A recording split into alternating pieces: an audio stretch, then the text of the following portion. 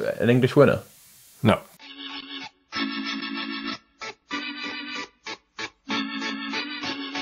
Welcome back to the Let's Talk Racing YouTube channel for the third of our daily Cheltenham Festival previews. This time talking about the Thursday, and we're going to have winners on the Tuesday, hopefully. We're going to have winners on the Wednesday, hopefully. So we'll be flying into this, no pressure at all, or we'll be desperate for a winner.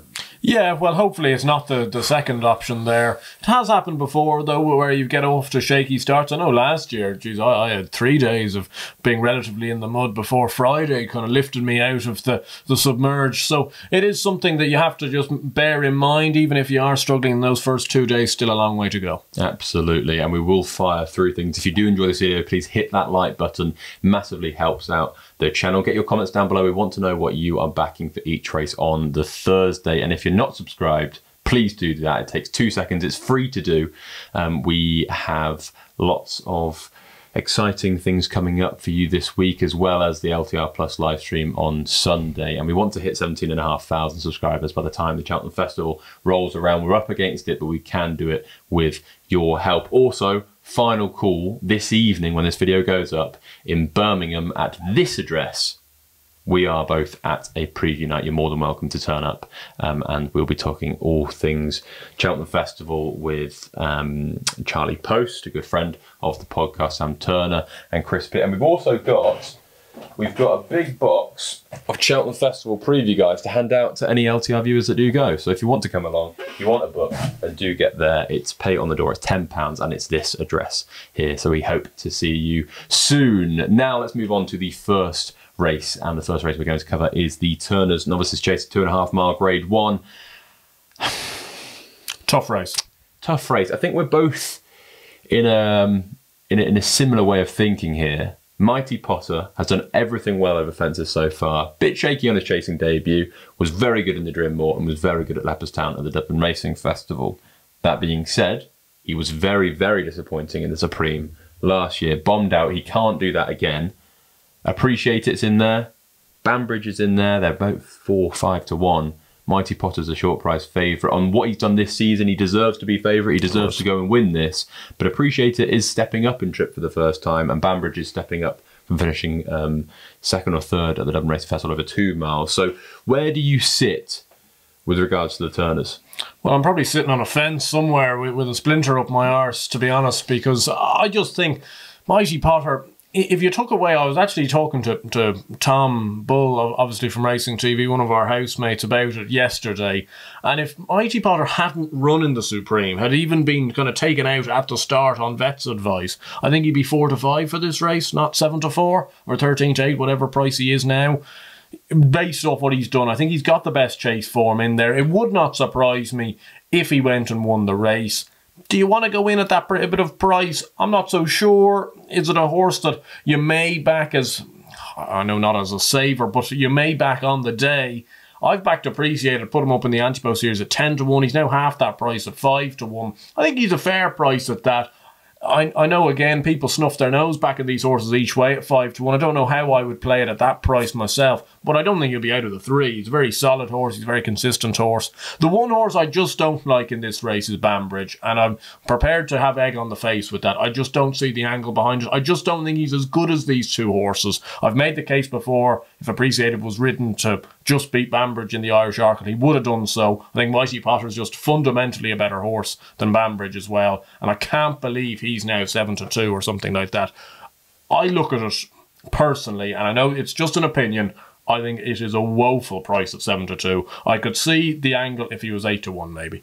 Yeah, plenty of support for him at preview nights this week with regards to Banbridge and the Turners. I think I'd just about side with Appreciate It at 5 to 1. Won't be backing him each way. I think I'll back him on the nose to go and win. I've always said that I think he's a 3-miler, and he's stepping up for the up and trip for the first time. He's been running over 2 all season. I think he ran quite soon before the Dublin Racing Festival, and I'm surprised that they did turn him out. Maybe he was a bit flat because of that. They've got extra time. I think he's a good jumper, 2.5 miles. I wouldn't be surprised if they tried to really go out and make it a good gallop. Similar to what they did with Vautour. I don't think he's as good as Vautour, but he's a similar type horse, big galloping chaser. And I do think that the further he goes, the better he'll be. So I'm really excited to see him up in trip. 5-1, I'm willing to take the chance. And Mighty Potter is just something I just don't trust him at the moment. If he was to win this, I think you can put those issues aside and really get excited about him possibly being a Gold Cup horse next year. Of course, yeah. Appreciate it. It's older. I think this is going to be more like his absolute day, if you know what I mean. Like he's going to be 10 next year. He'll be running in the Ryanair, possibly a Gold Cup at 10. This isn't going to be, not the last hurrah, but if we're going to see a wow performance from him, I think it's got to come here. And Appreciate It at 5-1 is where I will go. Pertemps final next, a race that is always quite funny. Would you have it in the Cheltenham Festival if you could rearrange it? I think I would. I quite like the thrills and spills of having to qualify throughout the year. Multiple qualifiers. You have to finish in the first 4 this year rather than 6 to qualify. And I'm going to go first because I know that you like one of the horses, so I'll give that a little mention. But the horse I've been banging all year about is Salvador ZIGGY. And he's currently 9-1. I put him up on the Anti-Post series at 25. It's a good price.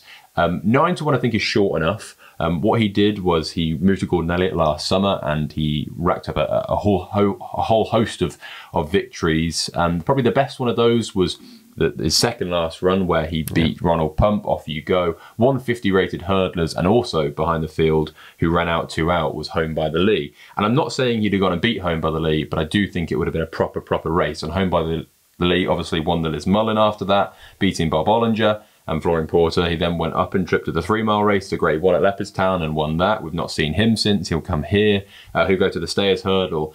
The second was Botox Has.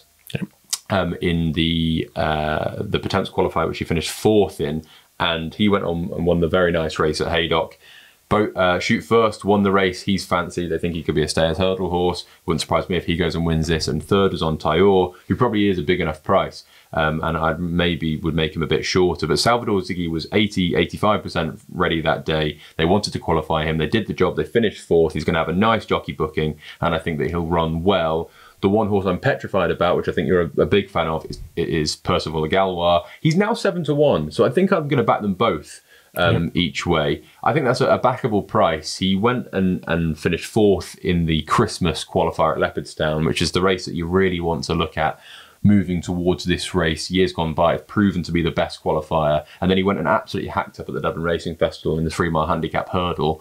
That was really, really good. I'm very impressed, and I do think he's still got room to wiggle with his mark. So him at 7-1, I think I'll back, and I will also back Salvador ZIGGY, but I probably won't go in again on him. I'll probably just keep the Anti-Post slip that I've had this season. So they'd be the two. Yeah, no, I think that's a very fair point. I think you're in a very strong position with ZIGGY. He was a great price at 25-1. He's maybe a point or two short, perhaps. Just in regards to that, you've got 2 or 3 real live wires. I think he, in front of him in the betting. I'm petrified to Shoot First. He's a very short price, but all the talk seems to be that this horse could be stones in hand still. He's obviously on the exact same as Salvador ZIGGY. He won that Pertemps qualifier. We haven't seen him since. He's a bit of a figment of our imagination at this stage, really. Winners of Pertemps qualifiers have a terrible record in the final. Yeah, I know that, but I think that stat will probably in the next couple of years, whether it's this year or not, will probably end up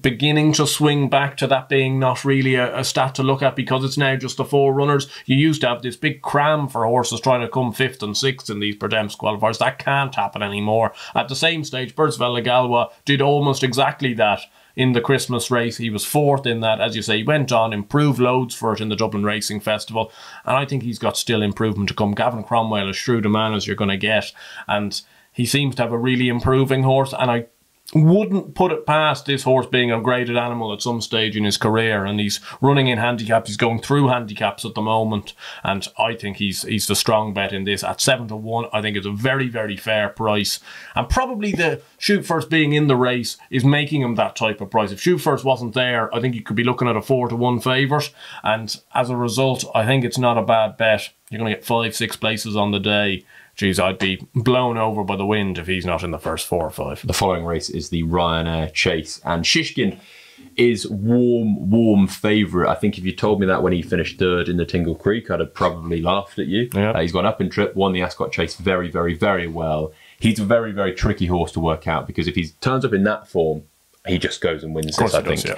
However, it was 3 or 4 weeks ago, not a big turnaround. They probably left a bit of work to do on him. I think they think he's going to improve for it. but he's just been slightly inconsistent the last 3 or 4 runs, and that would be the worry, which is why I probably wouldn't go there at 4 to 5 or whatever price he is. I think I'm going to back Fury Road at 8 to 1. He finished second to Galopin Des Champs, or he ran extremely well behind Galopin Des Champs in the Irish Gold Cup. I think a step down in trip will suit. I think if you're ready for his life, 8 to 1 each way, I can't see him other places. Yep, no, I agree completely with that. As you say, you feel almost a bit silly taking on Shishkin because you know if he turns up in that form, you know, he's going to be very hard to beat. But at the same stage, Fury Road, even if Shishkin's in that form... You like Fury Road? I think Fury Road will come second to him if he's in that form. And if he's not in that form, he's got a chance of sweeping up the places. He's not a horse that's ever really done it for me. I've always had a little bit of an issue with his head carriage. You've come round. I have come round because I just think he needs 2.5 or, you know, 2.5, 2.5 these days. He's running over 3 miles, not quite getting home. If you stop that Irish Gold Cup 2 furlongs out, you'd think he's a massive, massive player. And he ends up getting done for second on the line by Statler. You know, there's no disgrace in that, you know, behind Galopin Des Champs. And at 8 to 1, I think he's a much better horse than some of the other horses in and around him in the market. And the last time he went to Cheltenham, he was behind Monkfish, latest exhibition, and Time Hill. He was in that field. Why are you bringing up that race? You're just bringing up bad memories. I don't bring up Column of Fire every week just for you to throw latest exhibition back in my face. The following race is the Stayers Hurdle, and we have Blazing KHAL at the top, Tuipu at the top, Foreign Porter, Classical Dream, possibly he could run, Home by the Lee. It looks really competitive, a race that I was pretty underwhelmed about at the start of the season, and now it looks very, very good. Who are you going to back? I'm going to back Blazing KHAL in the race. I know Charles Burns seems to be doing a bit of the hokey-cokey at the moment with, you know, he's fit one day, he's not fit the next day, he's fit again. Think he's fit?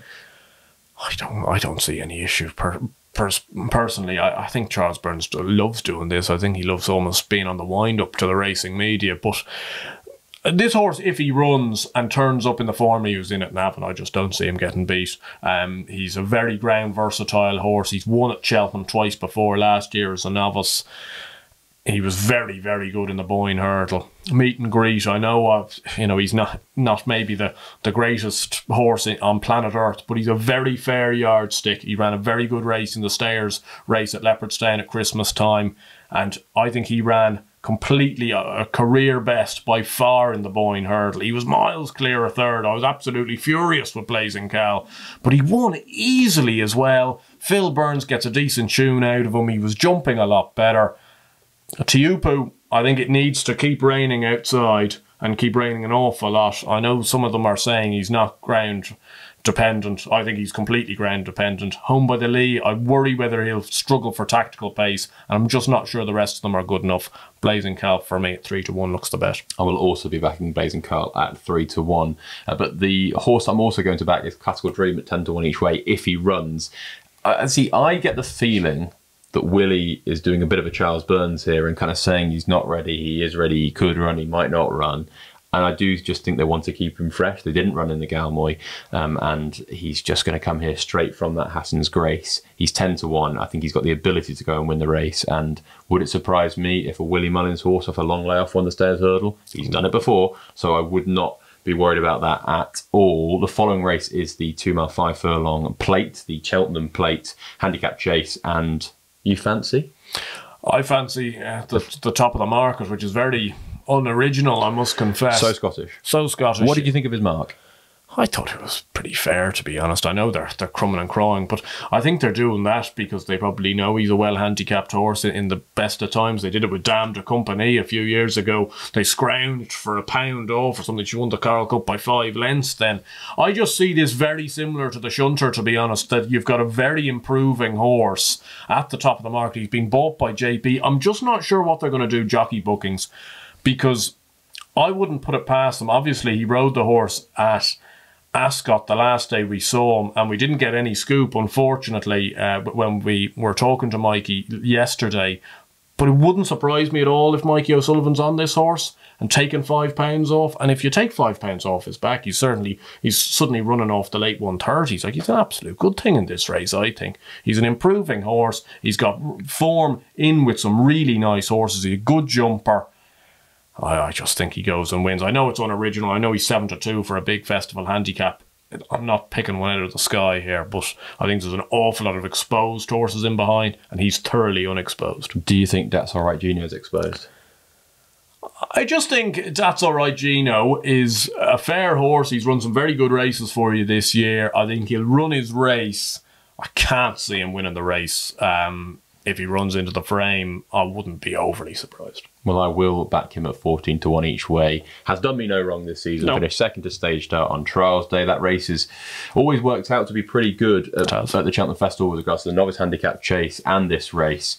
I just think that he has one of these in him. He then went and finished second to Solo in the Pendle, finished staying on second. I'm going to forgive him one more time. It might be a bit of a Zanza. It might be a bit of the Mighty Don, where he just stays on all the time. You could run him over 2, he'll finish second, staying on. You could run them over 4, they'll finish second, I don't think he's as bad as the Mighty Don, to be fair. No, but hopefully he can run a massive race and be staying on there at the end. 14 to 1 each way. I'm willing to take the chance. The following race then is the Mares Novices Hurdle. Very, very competitive. Willie Mullins always has a strong hand. Henry de Bromhead always has a strong hand. And Gordon Elliott's got a couple in there as well. Where will you be going? Yeah, well, of course, Nicky Henderson is the favourite in Lucia as well, who's done no wrong.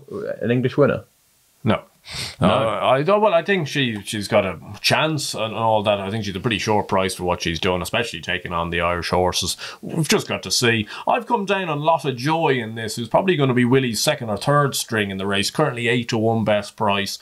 I think she'll love this big field. Strong gallop to aim at. She's got good flat form in competitive big handicaps. Was third in the Irish Cesarewitch at the back end of last season behind Waterville, which was a good run. She's been coming to the boil nicely over hurdles. Won last time out in a Mickey Mouse race at long odds on. Needs to improve her jumping, but I can see her ridden very cold, and I think it's a race you need to be ridden cold in, to be honest. The Mares Novice, often they go too quick out in front. It often slightly collapses, and given Willie has 5 or 6 in the race, you'd think he'll have 2 or 3 on the pace. He might have his more fancied runners. The likes of Lotta Joy, Ashrow Diamond will be ridden stone cold as well. Some of Henry's want to be ridden that way as well. So I think it might be suited to a closer. Lotta Joy will be one of those. And I think at 8 to 1, she's a fair price. I think one of those of Henry's that want to be ridden that way is Magical Zoe at 10 to 1. Well, haven't seen her for a while, but she will absolutely love this end-to-end gallop and the trip, and being just tucked away at the back and suddenly coming through. Tell me something girl-esque. That's what I can see her being.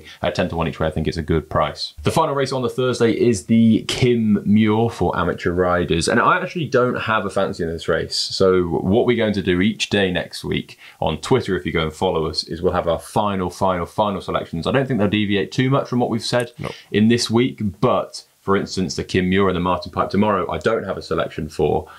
So we will have one then. But you do. You really like this Stumptown, don't you? I really do, yeah. He'd be up there with one of my best bets of the whole week, to be honest. Barry O'Neill's put a dagger in my backside this morning. He's gone from riding Malheur Mission to not riding Malheur Mission. But he is going to ride Stumptown, and fingers crossed, it will be a lucrative ride for him. I think he's an improving horse. I've made the case plenty of times already. I thought he was absolutely mustard at Sandown the last day. Didn't touch a twig, and it's a difficult jumping track, and stayed really nicely. He's up to 135. He's only £2 higher than his Irish rating. I think the English handicappers had the wedge on Stumptown at 16 to 1 anti-post or something with this sort of assessment. I just can't get my head around it. I was lucky enough that I put him up at 10 to 1. He's currently 4 to 1. So it's a little bit like Scottish, who's also 4 to 1. It's not exactly an inspiring pick at this stage, but at the same stage, again, you look at the Kim Muir, you look down these runners, exposed. You have maybe an Am I Right or something that may lurk in there. I wouldn't discount him. I know Jake Price, a friend of ours, likes him an awful lot. I can see that because at least he's unexposed. But this Stumptown, I think there's going to be I think something's going to have to improve radically to get him beat, because if he takes to Cheltenham, I just don't see him not winning. Very, very, very strong on Stumptown in the Kim Muir. Naps? Well, my naps are Stumptown, obviously, in the Kim Muir, and PERCEVAL LEGALLOIS in the Pertemps. I think the 2 trickiest handicaps of the week, perhaps, and they would be my 2 naps for day 3. My 3 naps will be PERCEVAL LEGALLOIS, Fury Road, and That's All Right Gino. fancy him, I really do. So there are my 3 naps, they're your 2 naps. We do hope you enjoyed this video. If you do, please hit that like button, get your comments down below, and do subscribe to the channel if you haven't already. We'll see you tomorrow morning at 9 o'clock for the Friday Cheltenham Gold Cup Festival preview.